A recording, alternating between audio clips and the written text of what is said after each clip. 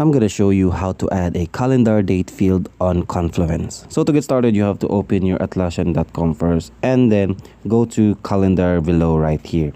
So to add is you have to click on calendar and then you have to create a new calendar. So from here, just have to click on this and then you go to the plus button, which located right in the calendars beside this premium or this calendar.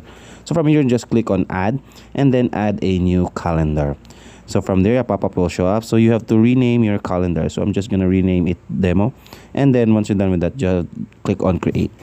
And then once you click on create, you go to your project. And then let's say I'm going to rename my project tutorial.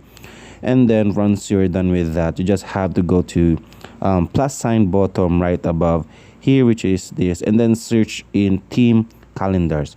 And then once you're done, type in or selecting team calendar, so it will be now shown in your project. So you have to click on team calendar so you can configure or modify this one. So from here, you need to add the calendar which you have created earlier. So I'm going to click on demo. And then from the time, you just have to click or the selected dates. It's either weekly, monthly, or daily.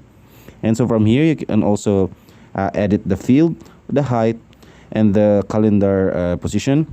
So once you're done with that, you just have now created a date field. So that's pretty much it. That's how to add a calendar date field in Confluence.